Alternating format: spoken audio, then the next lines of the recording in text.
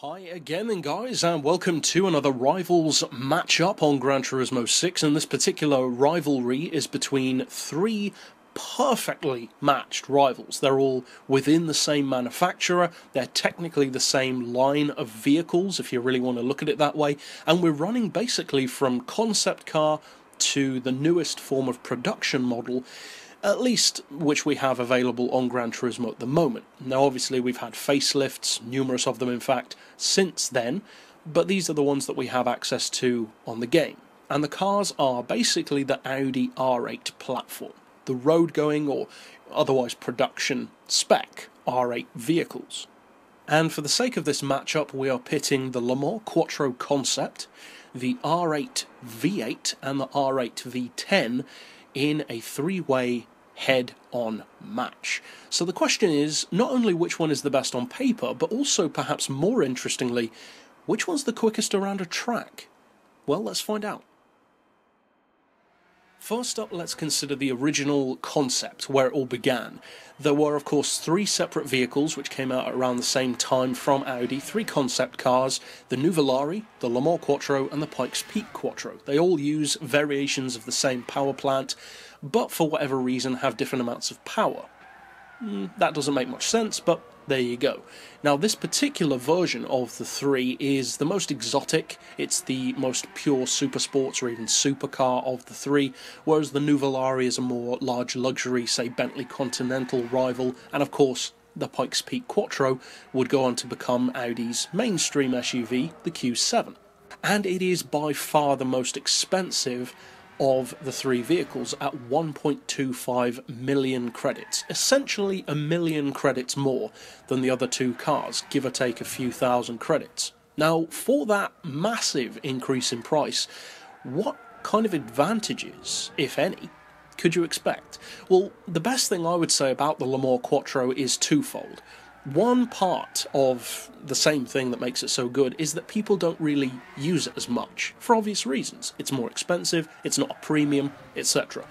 The second, which is tied into that same reason, is that it actually offers kind of the best of both. It has the handling, to some degree, of the V8 version, which I would say is better than the V10, but also the sheer straight-line performance, which is much closer to the V10.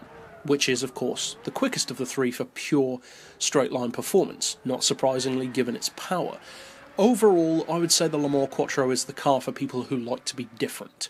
It's a little bit more exclusive than the other two, and, as I said, you just don't see people using it that often. What, though, about the V10? Now, the V10, of course, came after the original V8 version, and although the cars look very similar, there are some notable visual changes. There's some detailing changes, for instance, the side skirts are more aggressive, the front bumper is different, the rear grille is blacked out, whereas on the V8 version it isn't, the exhausts are different. There's a slew of changes, but they're all more subtle than you typically expect. Now, as far as performance, in particular straight line performance, the V10 is the monster of the three. All three cars are phenomenally quick in a straight line, but the V10 really takes the cake. Over 1100 horsepower means it's actually one of the most powerful street cars in the game, and for a fraction under 200 grand in normal form, and even more in chrome line form, which I definitely would not recommend, it's an extremely fast car. 1141 horsepower is going to make you quick no matter what, but as it is, the V10 can do around 290 up to around, say, even 300 in some cases without the use of NOS or slipstream, and of course, with those things, it will go even quicker.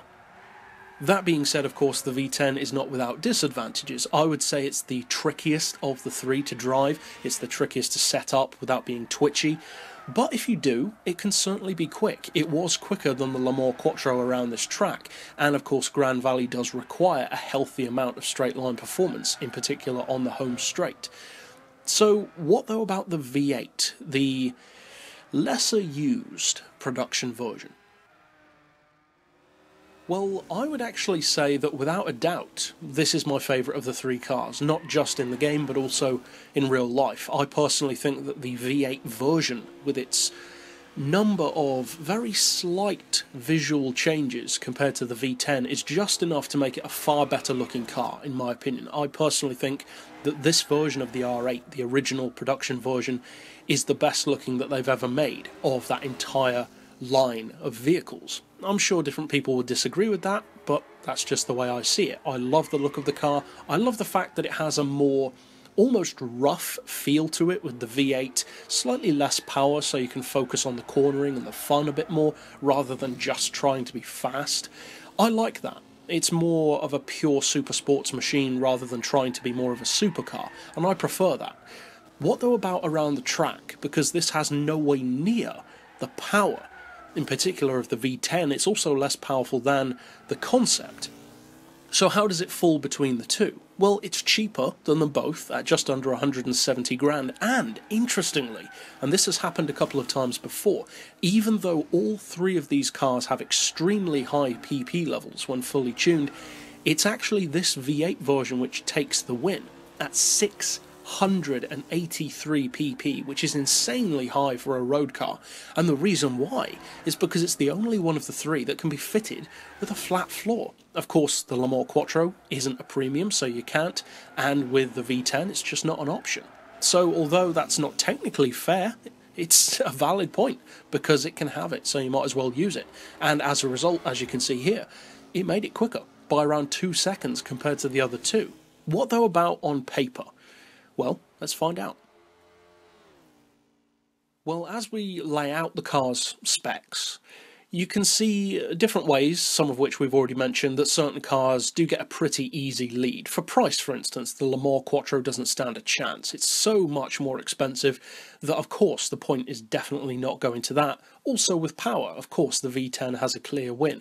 But let's actually break it down. First of all, we have that price, and that goes to the V8 version at just under 170 grand. But to be honest, the V10 does also have a very good price, all things considered. As far as engine capacity, the point goes by a small margin to the V10 at 5.2 litres to the 5 litre of the Le Mans Quattro. And as far as PP, well, we already mentioned the fact that the flat floor is easily enough to give the V8 version the win there with a massive 683 PP points. But all three of these vehicles have very high performance levels, for road cars especially.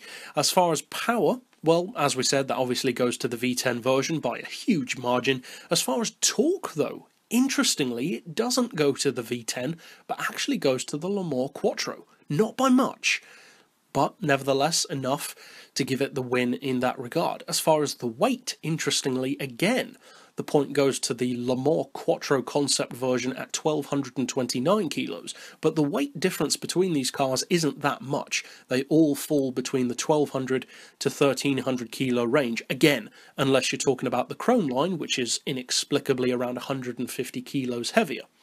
What though about the horsepower per ton? Well, not too surprisingly, given that the weight is fairly similar, but the power on the V10 is far higher, well, of course, that point does go to the V10 at a pretty huge 880 horsepower per ton. But all three cars are very impressive in that regard. And as always, although we don't award a point based on lap time because there are just too many variables involved, it is interesting to note that the quickest of the three is, as I said, mainly due to that flat floor, to be honest, is that V8 version. Then coming in second is the V10, and then thirdly, but still not too far behind, is the Le Mans Quattro. Interesting to note how much closer the concept and the V10 are than the V8 is to either of them. It's a pretty big margin between both of these and that original production version. But overall, that means that this is one of the closest matches, especially closest three-way matches that we've had. And you wouldn't want it any other way. They're such similar vehicles in many ways. But which one wins? Well, coming in interestingly at a joint second place with 2 points each are both the V8 production model and the V8 concept, in other words, the Le Mans Quattro, and coming in first, not too surprisingly, given the pretty massive numbers that it's putting out, is the V10 version. But even then, it only has a win of 3 points, so only a margin of 1. All three cars are extremely quick in a straight line and around the track, mainly due to the flat floor option. I would actually recommend the V8 version, but if you fancy something a little bit more exclusive, I'd recommend the Le Mans Quattro, and if you fancy just straight line performance and don't really care about the track ability as much, then go for the V10. But overall, they're certainly all extremely quick cars, and that's it overall for this particular Rivals matchup. But for now, as always, thanks for watching.